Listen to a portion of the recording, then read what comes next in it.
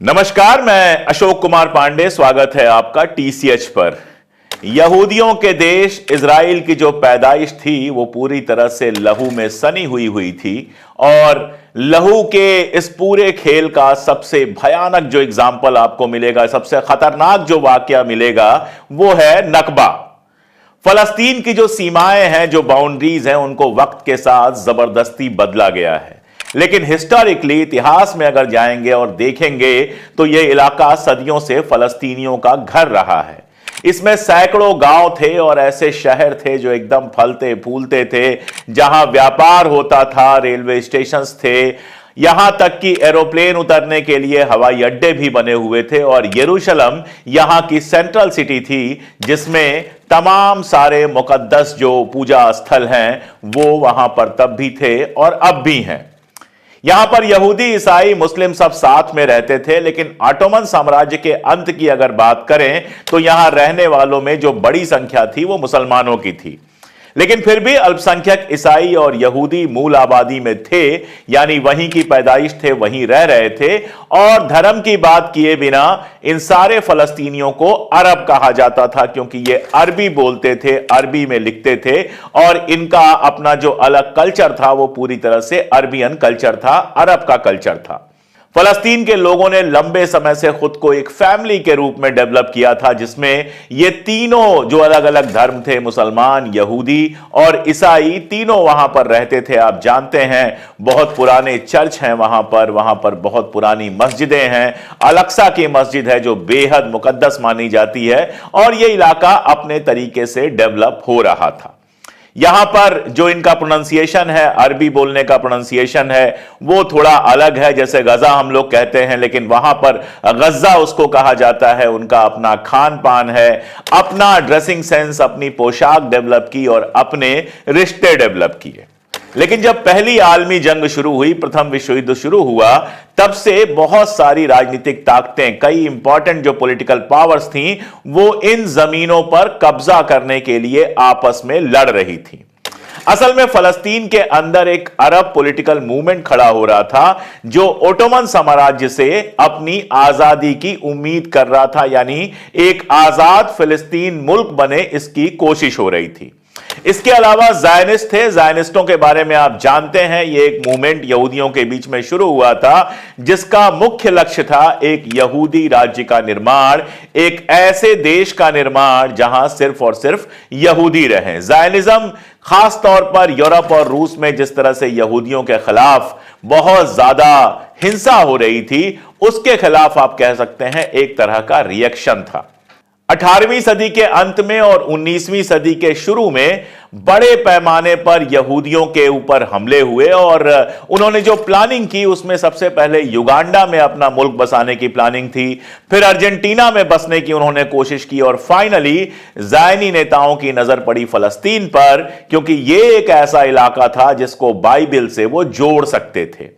लेकिन इन दोनों ताकतों के अलावा एक तीसरा भी बहुत इंपॉर्टेंट ग्रुप था, समूह था, या कह सकते हैं एक तीसरी ताकत थी, और वो थी ब्रिटेन की। समूह मैंने इसलिए कहा क्योंकि दुनिया भर में तब उनकी कॉलोनीज थी। ब्रिटिश जो हुकूमत थी वो किसी भी तरह यहां पर अपना एक प्रभाव विस्तारित करना चाहती थी, यहां अपना दबदबा बनाना चाहती थी। और पहले वर्ल्ड वार में इनको यह मौका मिला। पहले वर्ल्ड वार में फलस्तीन के ऊपर कब्जा इसलिए भी जरूरी था क्योंकि इंडिया से जो इनका व्यापार होता था समंदर के रास्ते, उसको बचाने के लिए इनको एक जगह चाहिए थी और फलस्तीन को इन्होंने चुना। वहां पर जो अरब मैंने आपको बताया कि आजाद फलस्तीन बनाना चाहते थे, उनको लगा कि बरतानिया की मदद से वो आजाद फलस्तीन बना सकते हैं और 1916 में कई सारे लेटर्स लिखे गए और उनके बीच में एक समझौता हुआ। इस समझौते में यह था कि अरब ऑटोमन साम्राज्य के खिलाफ अंग्रेजों की मदद करेंगे और बदले में अंग्रेज उनको आजादी देंगे। और इस तरह से अरबों ने जो ऑटोमन साम्राज्य था उसके खिलाफ जो अंग्रेजों की लड़ाई थी, उसमें अंग्रेजों की मदद की, जिससे अंग्रेज जीतने में सफल हुए। इसके बाद अंग्रेजों ने कहा कि हम आपके एक आजाद अरब मुल्क फलस्तीन का समर्थन करेंगे। लेकिन 1917 में ब्रिटिश गवर्नमेंट ने उनका यह सपना तोड़ दिया। अरबों को धोखा दिया गया। लॉर्ड एलएनबी ने, जिनके नेतृत्व में वहां पर कब्जा हुआ था, उन्होंने यहूदियों से भी वादा किया हुआ था कि फलस्तीन में उनको उनका नेशनल होम या उनका देश देंगे। अब आप ये खेल देखिए, एक तरफ अरबों से वादा किया हुआ था क्योंकि अरबों की जरूरत थी ऑटोमन जो साम्राज्य था उसके खिलाफ लड़ने के लिए, दूसरी तरफ अंदर अंदर यहूदियों से, बेसिकली ज़ायनिस्टों से यह समझौता किया था कि फलस्तीन में हम तुमको तुम्हारा मुल्क देंगे। और बिना फलस्तीनियों से किसी तरह का सलाह मशविरा किए ब्रिटिश गवर्नमेंट ने एक घोषणा पत्र जारी किया जिसको बाल्फोर डिक्लेरेशन के रूप में जाना जाता है। यह इजराइल का डिक्लेरेशन था। बाल्फोर डिक्लेरेशन के बाद फलस्तीन में यहूदियों के राज्य के लिए, यहूदियों के देश के लिए रास्ता खुल गया। और फलस्तीनियों के लिए क्या किया गया? एक तरफ ज़ायनिस्टों से यह वादा किया गया कि यह जमीन आपके लिए पूरी तरह से सुरक्षित होगी, यहां पर ब्रिटिश गवर्नमेंट आपकी मदद करेगी आपको बसने में। दूसरी तरफ फलस्तीनियों के लिए कहा गया, फलस्तीनियों को जो नाम दिया गया वो नाम दिया गया नॉन जूइश पॉपुलेशन, यानी वो सेकेंडरी हो गए, प्राइमरी की जगह वो सेकेंडरी हो गए। और उनको नागरिक और धार्मिक अधिकार तो दिए गए कि चलो आपकी मस्जिदें रहेंगी, बाकी सारा कुछ होगा, लेकिन वोटिंग राइट या फिर पॉलिटिकल जो अधिकार थे वो उनको नहीं दिए गए। यानी फलस्तीनियों को अंग्रेजों ने उनके ही मुल्क में दोयम दर्जे का इंसान बना दिया। इसीलिए जब भी मैं फलस्तीन की बात करता हूं तो मैं सीधा कहता हूं कि अगर इसका सबसे बड़ा गुनाहगार कोई है तो वो इंग्लैंड और अमेरिका है। तो जब फर्स्ट वर्ल्ड वॉर खत्म हो गया तो ब्रिटेन ने बाकायदा फलस्तीन पे अपने कंट्रोल की घोषणा कर दी कि फलस्तीन हमारा है। और उसके बाद यहूदियों के बसने के लिए रास्ता खोल दिया जैसा उन्होंने बाल्फोर डिक्लेरेशन में कहा था। और 1922 से लेके 1931 के बीच यहूदियों की आबादी डबल से ज्यादा हो गई। इस माइग्रेशन को ज़ायनिस्ट मूवमेंट ने लगातार तेज किया। एक नारा दिया गया, a land without people and people without land, यानी फलस्तीन को एक ऐसी जमीन कहा गया जहां पर कोई रहता ही नहीं है। जहां पर लाखों अरब रहते थे उनके रहने को ही नकार दिया गया, उसको लैंड विदाउट पीपल कहा गया। और यहूदियों को कहा गया पीपल विदाउट लैंड, यानी ये लोग तो हैं, इनके पास कोई जमीन नहीं है, इसलिए इनको फलस्तीन में बसाया जा रहा है। 1931 में अगर आपको मैं बताऊं तो 8,50,000 से ज्यादा, 8,50,000 से ज्यादा फलस्तीनी वहां पर रहते थे। लेकिन किया यह गया कि कह दिया गया कि उस जमीन पर कोई रहता ही नहीं है, वो खाली जमीन है और वहां पर यहूदी जाकर बसेंगे। आप बर्तानिया का जो ये पाप है, बर्तानिया का जो ये तमाशा है, इसको आप समझ सकते हैं। यही वो पीरियड था जब जर्मनी में, पोलैंड में और बाकी सारी जगहों पर खास तौर से हिटलर ने यहूदियों के खिलाफ अभियान चलाना शुरू किया, होलोकास्ट हुआ। और उसके बाद बहुत बड़ी संख्या में यहूदी जर्मनी से, पोलैंड से, बाकी सारी जगहों से निकलकर भागे और उनके लिए सबसे बड़ा ठिकाना बना ये फलस्तीन का इलाका। यहां पर जो यहूदी आए उनके पास पैसा था और भोले भाले अरबों से उन्होंने उपजाऊ जो जमीन थी, जहां पे अच्छी फसल होती थी, वो जमीनें खरीद ली और वहां से काश्तकारों को बेदखल कर लिया। यानी फलस्तीनी धीरे धीरे अपनी ही जमीन में लैंडलेस लेबर में बदल गए, भूमिहीन मजदूर में बदल गए। फलस्तीनी अरबों को हर जगह से बेदखल किया गया। फलस्तीनियों ने जब यह देखा तो उन्होंने विद्रोह करने की कोशिश की, अपनी पुरानी बंदूकें और तलवारें उठाई, लेकिन वहां पर अंग्रेजों की हुकूमत थी, वहां पर अंग्रेजों की सेना थी और अंग्रेजों की सेना ने उनको बुरी तरह से कुचल दिया। आप अंदाज लगा सकते हैं कि उस जमाने में हिंदुस्तान के अंदर जितने सैनिक थे ब्रिटेन के, उससे डबल सैनिक फलस्तीन में लगाए गए थे अरबों को कुचलने के लिए। और इसमें हजारों फलस्तीनी मारे गए जिसमें उनके लीडर्स भी शामिल थे। इसके बाद अंग्रेजों ने ज़ायनिस्टों को ट्रेनिंग और हथियार देना शुरू कर दिया। विद्रोह को दबाने के लिए जायनी मिलिशिया बनी और वो लगातार इनके साथ क्रूर व्यवहार करते रहे। इसके बावजूद छोटा बड़ा विद्रोह लगातार जारी रहा और इसके चलते इंग्लैंड को लगा कि यहूदियों का जो माइग्रेशन है उसको थोड़ा सा लिमिट कर दिया जाए, कम यहूदियों को भेजा जाए, वरना वहां पर लगातार खून खराबा होता रहेगा। जब इनको लिमिट किया गया तो जो जायनिस्ट थे, उसमें एक्सट्रीमिस्ट थे, वो और नाराज हो गए। इसके बाद ब्रिटेन में कई हिंसक घटनाएं हुई, फ्रांस में हिंसक घटनाएं हुई। यानी आप कह सकते हैं कि यहूदी आतंकवादी संगठनों ने यूरोप में और फलस्तीन में दोनों जगह अपनी हरकतें शुरू कर दी। जब ब्रिटेन को लगा कि अब मामला उसके हाथ से बाहर जा रहा है, तो सारी आग लगाने के बाद ब्रिटेन खुद उससे बाहर हो गया और मामला सौंप दिया यूनाइटेड नेशंस में। अब यूनाइटेड नेशंस में कौन थे? ब्रिटेन था, फ्रांस था, अमेरिका थे, इन्हीं की तो चलती है। इन सारे लोगों ने मिलकर एक कमेटी बनाई और उसमें इन्होंने पूरे फलस्तीन को दो हिस्से में बांट दिया, जिसको हम 1947 का पार्टीशन प्लान कहते हैं।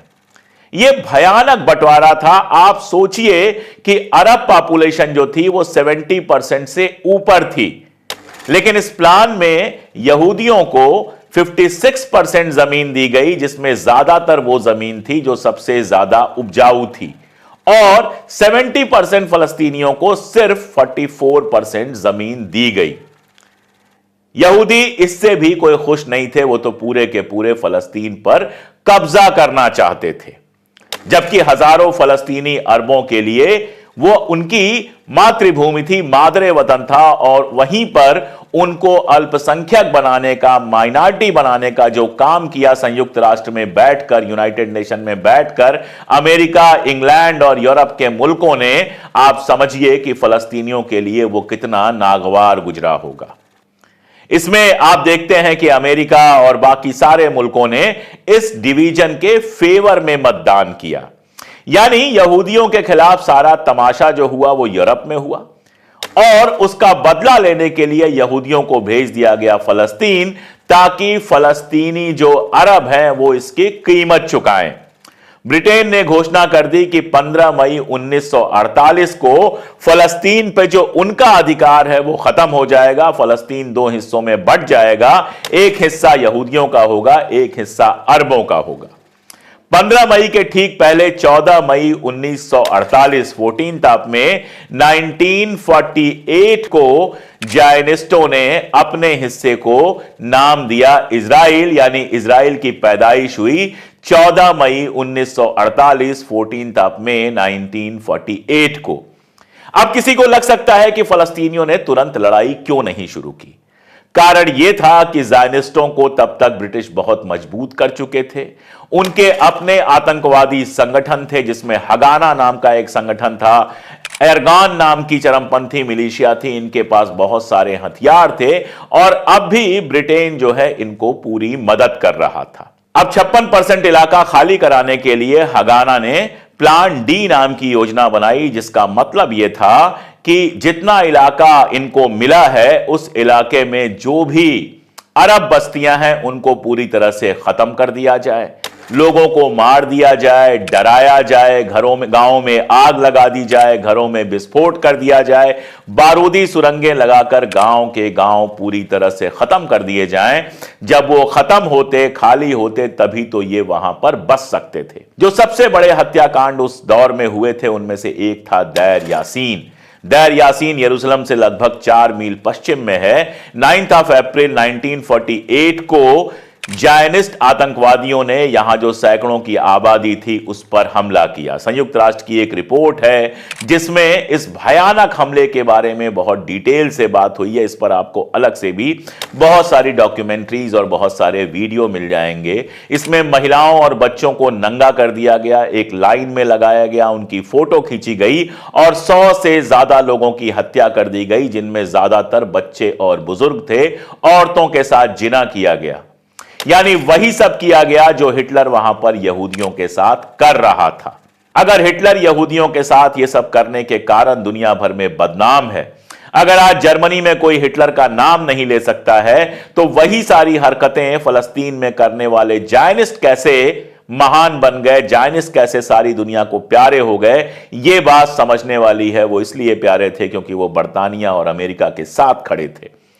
अगर हिटलर भी बर्तानिया और अमेरिका के साथ खड़ा होता तो वो कुछ भी करता, उसके खिलाफ कुछ नहीं कहा जाता। मैंने पहले भी आपके लिए अलग से वीडियोस बनाए हैं सद्दाम हुसैन के, कर्नल गद्दाफी के, और आप जानते हैं कि इनके साथ भी अमेरिका का व्यवहार तभी बदला जब इन्होंने इजराइल की मुखालिफत और फलस्तीन का समर्थन करना शुरू किया। ये जो तस्वीरें ली गई थी नंगा करके महिलाओं और बच्चों की, या फिर बूढ़ों और बच्चों की हत्या की जो तस्वीरें ली गई थी, ये तस्वीरें इस्तेमाल की गई एक तरह से बाकी लोगों को डराने के लिए। गांव में जाकर ये तस्वीरें दिखाई गई और कहा गया कि अगर आप अपना गांव खाली नहीं करोगे तो हम लोग आपके साथ भी यही करेंगे, आपको भी जान से मार देंगे, आपकी औरतों का भी जिना करेंगे। नतीजा यह कि हाइफा के ऊपर कब्जा हो गया, 56% जो इलाका था उस पर पूरा कब्जा हो गया। सैकड़ों छोटे गांवों और कस्बों पर भी कब्जा कर लिया गया। लाखों फलस्तीनियों को भागने पर मजबूर होना पड़ा। कई सारे जो फलस्तीनी है वो पड़ोसी राज्यों में शरणार्थी के रूप में गए और कई सारे मारे गए। जाने के प्रोसेस में बहुत सारे लोगों को मारा गया और बहुत सारे लोगों के घर खाली करा दिए गए। बरसों से जो अपने घरों में रह रहे थे उन घरों पर ज़ायनिस्टों ने कब्जा करके यहूदियों को बसा दिया, उनकी जमीनें कब्जा कर ली, उनके जानवर कब्जा कर लिए। और आप ये समझ सकते हैं कि जब इजराइल की घोषणा हुई तो उस घोषणा की जो कब्र थी, उस घोषणा की जो नींव आप कह सकते हैं, उसमें लाखों फलस्तीनियों के बर्बादी की कहानी थी। इसी पूरे प्रोसेस को नकबा कहते हैं। नकबा के दौरान माना जाता है कि 500 से ज्यादा गांवों को नष्ट कर दिया गया था। लगभग 15 लाख फलस्तीनी शरणार्थी बन गए थे। आज भी 6 मिलियन से ज्यादा यानी 60 लाख से ज्यादा फलस्तीनी ऐसे हैं जो अपनी जमीन पर लौट नहीं सकते, जो यूरोप या फिर मिडिल ईस्ट के अलग अलग मुल्कों में शरणार्थी के रूप में, रिफ्यूजी के रूप में रहते हैं। उनकी जमीन को वेस्ट बैंक और गजा में पहले लिमिटेड किया गया और अब हालत यह है कि गजा से भी उनको खत्म करने की पूरी साजिश चल रही है, जिसमें अमेरिका और इंग्लैंड बेशर्मी से इजराइल के साथ खड़े हैं। इजरायलियों ने न केवल उन गांवों को नष्ट किया बल्कि उनकी पहचान मिटाने के लिए जगहों के नाम बदल दिए। कई सारी जगहों पर जहां लोग रहते थे वहां जंगल लगा दिए। लेकिन फलस्तीनियों ने अपने कल्चर और अपने इतिहास को किताबों के माध्यम से, निशानियों के माध्यम से जिंदा रखा। जब यह इजराइल का गठन होता है 14 मई 1948 को, उसके तुरंत बाद मिस्र, जॉर्डन, सीरिया, लेबनान और इराक, ये वो मुल्क थे जहां सबसे ज्यादा लोग भाग के गए थे फलस्तीन के। इनको लगा कि इजराइल की जो पैदाइश है वो अरब के लिए खतरनाक है और तुरंत उसके बाद जंग छेड़ दी गई। लेकिन ये जो जंग थी ये फलस्तीनियों के लिए कम जंग थी। मिस्र हो, जॉर्डन हो, सीरिया हो, लेबनान हो, इराक हो, इन सबको यह लगा था कि ये जो लड़ाई है इसमें जितनी जमीन हम कब्जा कर लेंगे इस इलाके की, उतनी जमीन हमारी हो जाएगी।